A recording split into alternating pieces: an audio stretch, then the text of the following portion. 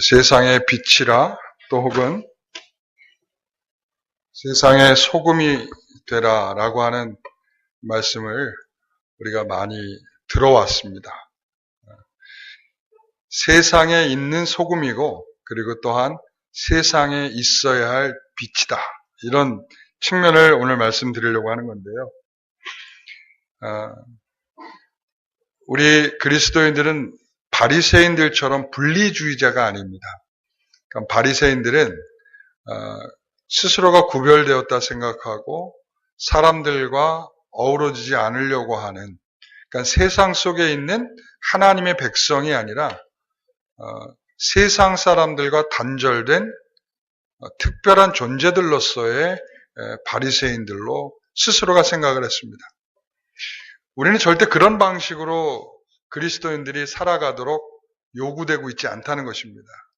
오늘 우리가 앞부분, 그러니까 마태복음 1장은 5장의 앞부분의 말씀들에 보면 팔복의 말씀들이 나오게 되죠. 팔복의 말씀들의 마지막 8번째 복을 한번 같이 읽어보겠습니다. 같이 한번 읽어볼까요? 어디가 8번째 복이죠?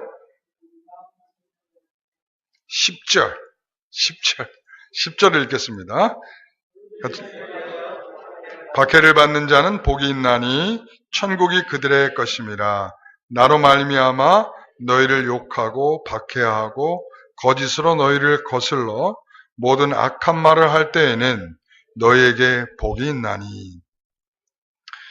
우리는 팔복을 생각할 때 하나님께서 그리스도인들을 부르셔서 하나님의 천국의 백성들 삼는 자들의 정체성이 어떤 사람들인가, 이런 측면을 말씀하고 있어요. 그래서 하나님의 나라는 오늘 이 말씀들이 종합적으로 마지막 8복에서 8번째 복에서 나타나듯이 세상과는 친구처럼 지내는 사이는 아닌 것 같다. 그렇죠? 세상과는 적대적인 관계에 놓여져 있는 것 같다. 여러분, 세상이 그리스도인들을 좋아한다면 그것은 그리스도인들이 세상에서 빛이 아니라 어둠 그 자체, 그러니까 별반 차이가 없는 존재로서 드러나고 있기 때문에 그런 것입니다. 나로 말미암아 너희를 욕하고 박해하고 거짓으로 너희를 거슬러 모든 악한 말을 하는 이 일은 내가 하나님 나라에 속했다는 증거입니다. 오히려 세상 사람들이 당신은 역시 그냥 그리스도인으로서 칭찬하는 게 아니라 역시 당신은 좋습니다라고 말할 때, 세상이 친구처럼 말할 때 그것은 결코 좋은 의미가 아니라는 것을 우리는 이해할 수 있죠. 자, 12절 말씀도 한번 같이 읽어볼까요? 기뻐하고 즐거워하라. 하늘에서 너희의 상이 큼이라. 너희 전에 있던 선자들도 이같이 박해하였느니라. 자, 여러분, 이같이 선지자들도 박해를 받았다. 왜? 신실한 신앙을 지키려다 보니까, 하나님의 말씀을 따라 살려고 하다 보니까, 하나님의 백성으로서 단단함을 지키려고 하다 보니까 그러했다, 이런 말이죠. 제가 지난 수요일 날 그랬죠. 우리는 예수님께서 초림하시고 예수님이 재림하시는 기간 동안 이 기간을 한때, 두때, 반때라고 부르며 1260일로 계산하고 42달이라고 말하고 그리고 3년 반이라고 표현하는데, 이 기간을 예수님의 초림과 예수님의 재림 사이의 이 기간 동안에 일어날 일들은 어떤 일이라고 그랬어요? 환난이라고 그랬죠. 그렇죠. 그러니까 지금 이 팔복에서도 너희들이 하나님의 나라의 천국을 소유한 자처럼 살아가면 너희 이 땅에 살게 됐을 때 정말 즐거움이 있고 기쁨이 있고 세상의 것을 마음껏 누리고 행복하고 이런 측면보다 박해가 있고 환난이 있다, 이렇게 말하고 있는 거예요. 요한계시록의 말씀도 그러지만 이 마태복음의 이 말씀도 우리에게 그런 말씀을 주고 있어요. 그래서 우리를 부르신 하나님이 어떤 분이십니까? 우리 부르신 하나님께서는 오늘 자, 요한복음 1장 4절 5절 말씀을 한번 같이 읽어볼게요. 요한복음 1장 4절 5절 찾아보겠습니다.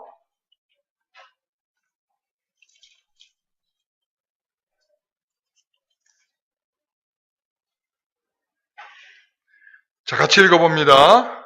그 안에 생명이 있었으니 이 생명은 사람들의 빛이라. 빛이 어둠에 비치니 어둠이 깨닫지 못하더라. 자, 여러분 빛이라는 게 그러면 너희는 세상에서 어둠에서 빛이라. 그러면 우리가 세상에 나서 후레쉬 들고 나가야 되나요? 빛을 비춰줘야 될 거 아니에요. 빛을 무엇으로 비춰줄까요? 무엇으로 비춰줘야 사람들이 그 빛으로 받을까요? 다시 말하면 여러분 여기에서 그 안에 생명이 있었으니 이 생명은 사람들에게 빛이라. 이 생명은 누구를 가리키는 걸까요? 예수 그리스도죠. 여러분 예수 그리스도 안에는 뭐가 있습니까? 생명이 있습니다. 예수 그리스도 안에는 뭐가 있습니까? 진리가 있습니다. 그래서 나는 길이요 진리요 생명이니 이렇게 말씀하잖아요. 예수님 자체에는 진리가 있고 생명이 있습니다. 그러니까 우리가 세상의 빛이라 이렇게 말하는 것은 우리 안에 그분이 계셔서 그분의 생명이 비춰지고 그분의 진리의 말씀들이 비춰지는 것을 의미하는 것입니다. 여러분 세상은 고도 성장 시대에 있습니다. 오늘날 이 시대는 엄청난 성장과 발전 속에 살아가고 있는 그런 시대 속에 놓여 있습니다. 그렇죠?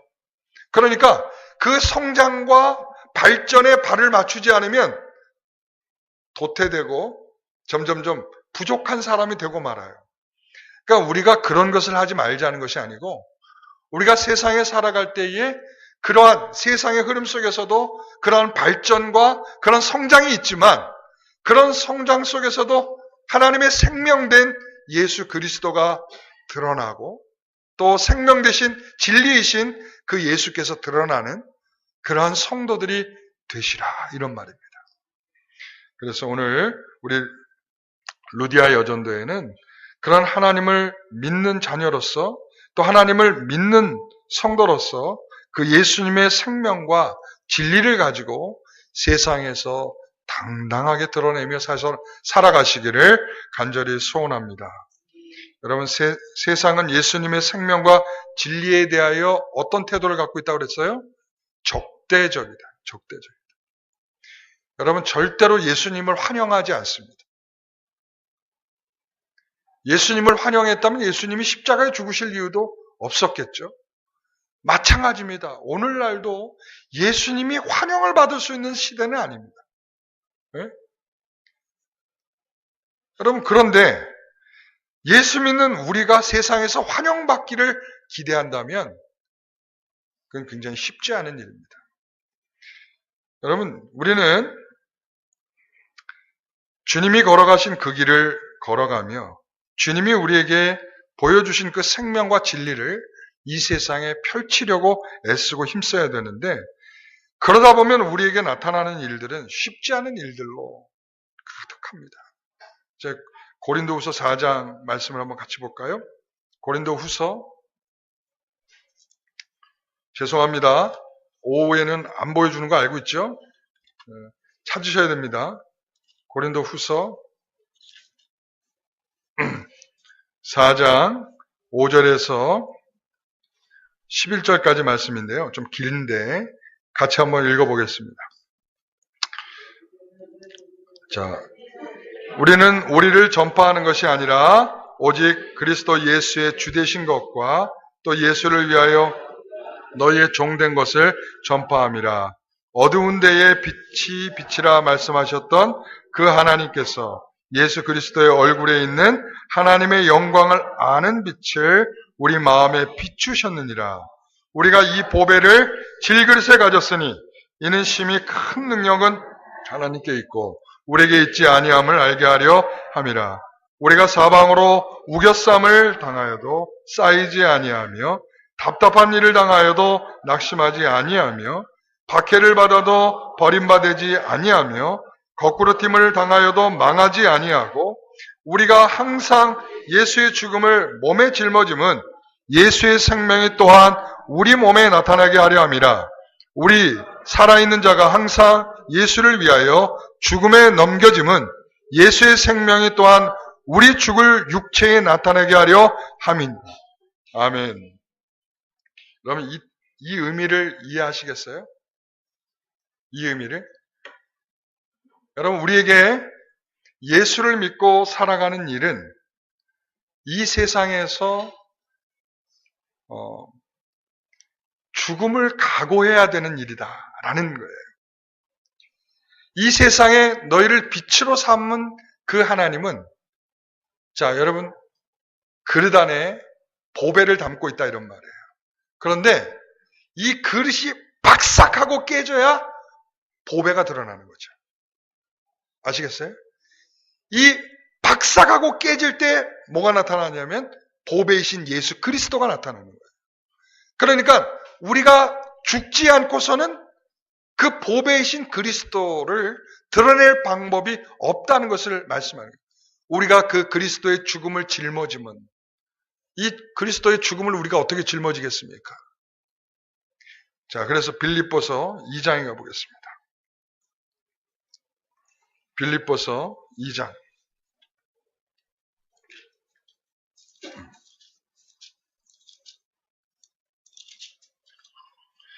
빌립보서 2장 5절 말씀 같이 읽어봅니다. 너희 안에 이 마음을 품으라. 곧 그리스도 예수의 마음이니 그는 근본 하나님의 본체시나 하나님과 동등됨을 취할 것으로 여기지 아니하시고 오히려 자기를 비워 종의 형체를 가지사 사람들과 같이 되셨고 사람의 모양으로 나타나사 자기를 낮추시고 죽기까지 복종하셨으니 곧 십자가에 죽으심이라. 아멘. 여러분, 예수님께서 이 땅에 오실 때 하늘의 영광 가운데 있을 때 말고 이 땅에 육신을 입고 오셨을 때에는 우리 주님께서는 어떻게 오셨어요? 종으로 자기를 비워, 그러니까 간도 쓸개도 다 내려놓고 그러니까 때리면 맞고 침 뱉으면 침 뱉음을 당하고 가시에 찔리면 찔리고 십자가에 달면 달리고 십자가에서 죽이면 죽는 그런 죽기까지 뭘 하셨어요? 복종하셨다는 거예요. 복종. 그러니까 우리 하나님께서 우리에게 주시는 바는 이거예요. 우리가 이 세상의 빛이다 라고 하는 것은 세상에서 어둠 속의 빛이다 라고 하는 것은 어둠은 반드시 성도들을 향하여 적대적이며 그 어둠의 빛은 던져져야 된다는 거예요. 다시 말합니다. 우리는 세상은 예수 그리스도에게 적대적이었던 것처럼 세상은 예수 믿는 자에게 어둠입니다. 어둠이에요.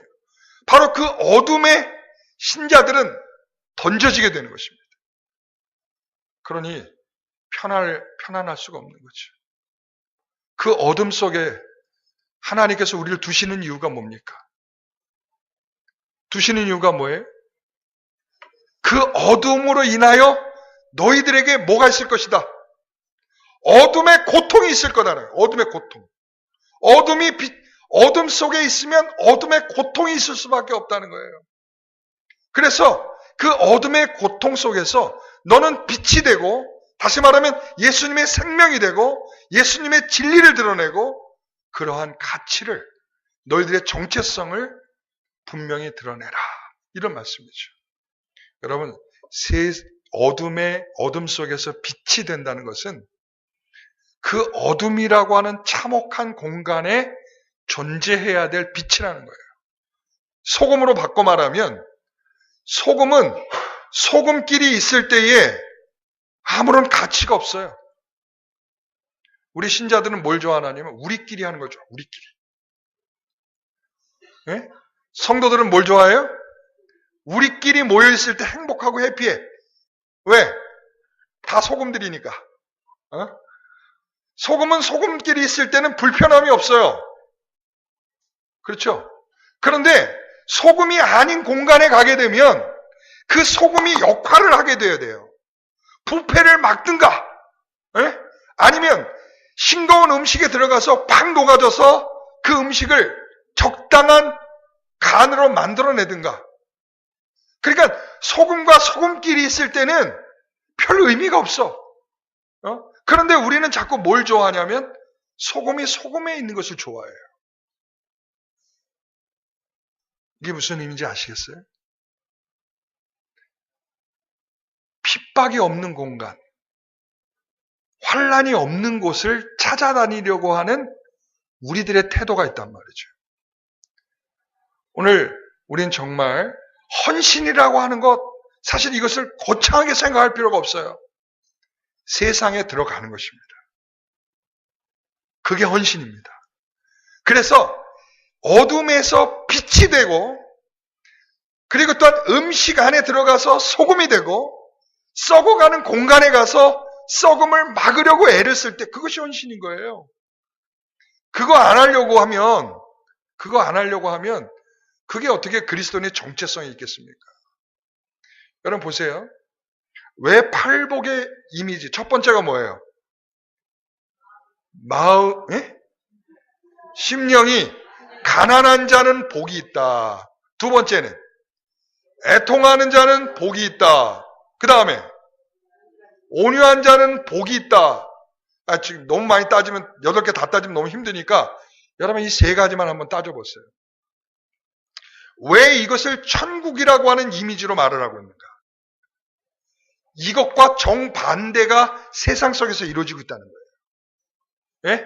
마음이 가난한 것을 우리는 목적으로 삼고 있는데 거기는 가난하면 찌질이 못난 것으로 여기고, 그리고 서로 짓밟으려고 하고, 가난하면 짓밟으려고 하고, 못났다고 말하고, 그리고 그런 사람들을 짓밟고서라도 더 많이 가지려고 하는 게 세상이라는 거예요.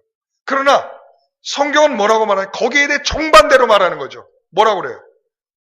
가난한 자는 복이 있다, 이렇게 말하고. 가난한 자는, 심령이 가난한 자는, 애통하는 자. 사람들은 오늘 어떻게 하면 더 행복할까? 어떻게 하면 우리가 기분이 좋을까? 어떻게 하면 내 마음이 상하지 않을까를 위해서 내 기분을 전환하기 위해서 열심히 살아가고 있지만, 반대로 하나님은 오히려 우울하는 거예요. 우울하는 거예요. 자, 세상은 살벌하게 있잖아요. 얼마나 요즘 세상에서 눈 감고 있으면 뭐 배가요? 여러분 요즘 세상은요, 눈 살짝 감고 있으면 코 다 배가는 세상이에요. 예? 무시무시합니다. 요즘 전화 한번 잘못 받았다면 큰일 납니다. 예? 뭐 자기 돈만 날아가는 게 아니라 생명까지도 잃을 수도 있어요. 여러분 요즘 그런 세상이 살벌해요. 그런 이런 세상 속에서 하나님께서 우리는 어떻게 살려면 온유한 사람이 되라, 이렇게 말하고 있어요. 이게 무슨 뜻인지 아시겠어요? 세상에서 말하고 있는 이 엄청난 일들과 하나님은 전혀 다른, 그러니까 그쪽에 세상에 들어가면 적대적인 관계에 놓일 수밖에 없는 이러한 모습이 천국이다, 이런 말이에요. 중요한 건 뭐냐면 이제 결론이에요. 오늘 굉장히 빠르죠? 할렐루야. 여기에는 아멘이 굉장히 우렁차시네요. 우리 성도들이요, 여기에서 중요한 결론이에요. 결국은 뭐냐면 이 천국을 소유한 자들이 어둠에서 빛이 가능하다는 거예요. 그런데 우리는 이렇게 생각하잖아요. 네? 하나님, 제가 죽기까지 할 테니까 천국 주세요. 내가 죽기까지 할 테니까 이 세상에서 보상을 주세요. 내가 죽기까지 할 테니까 하나님, 나에게 그만한 대가를 주세요. 근데 사실은 그게 아니에요. 응? 그게 아니고 내가 그러한 마음, 천국을 내가 소유한 성도들에게 나타나는 중요한 가치가 있기 때문에, 내가 천국의 가치가 있기 때문에 세상에서 적대적인 대우를 받지만 그 적대적인 대우를 받아도 하나님은 나를 절대로 포기시키지 않고 끝까지 하나님의 나라의 백성으로 끌고 가시는 놀라운 역사가 있다는 거예요. 그 대표적인 게 뭐라고 제가 말씀드려요, 수요일날? 순교. 여러분, 순교하는 것이 우리는 패배라고 생각합니다. 그렇죠? 죽었으니까 끝났다. 우리가 패배처럼 느끼고, 그러나 하나님께서는 우리에게 이 말씀대로라면 그 사람은 세상에서 죽기까지 하나님 앞에 복종된 승리자라고 말씀하고 있는 거예요. 그 승리가 가능하도록 하는 것은, 여러분, 힘들게 죽는 사람들도 있지만 우리가 지난번에 가서도 봤잖아요. 찬송을 부르면서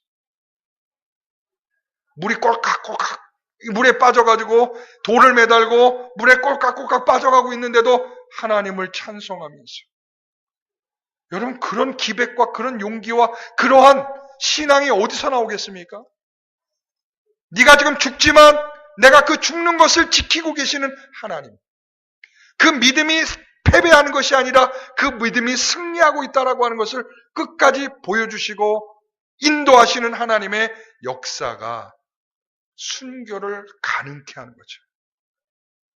여러분, 그러므로 우리는 천국을 가진 자들의 이 세상의 적대감을 우리는 어둠 속에서 빛으로, 주님의 생명의 생명으로, 주님의 진리의 말씀으로, 세상이 어떠하든지 우리는 그 속에서 그 진리를 지켜내고 또 진리가 세워지게 하고 주님의 생명이 더 빛나게 할 수 있는 그런 신실한 루디아와 우리 모든 성도들이 다 되시기를 간절히 소원합니다. 여러분, 이 찬양 있잖아요. 환난과 핍박 속에도 성도는 신앙을 지켰네. 다시 한번.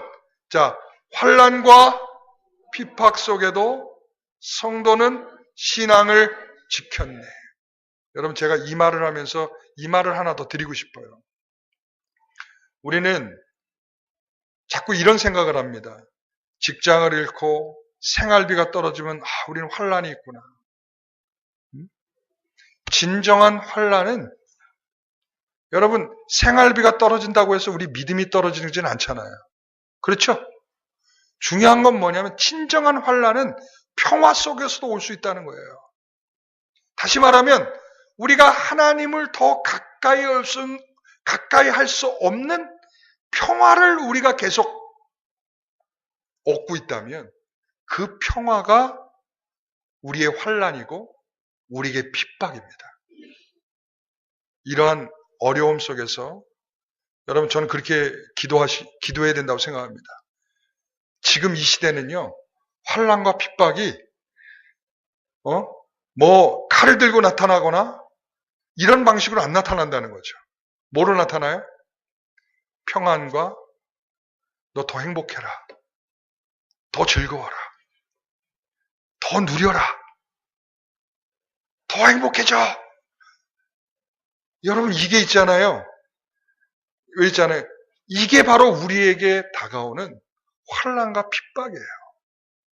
여러분, 이 속에서 하나님께서 우리를 향한 진정한 믿음과 신앙은 어디를 향해야 되는지를 여러분 분명히 아시는 저 여러분 되시기를 간절히 소원합니다. 우리 잠깐 기도하겠습니다. 하나님 아버지, 감사합니다. 이 말씀을 따라서 우리는 어둠 속에서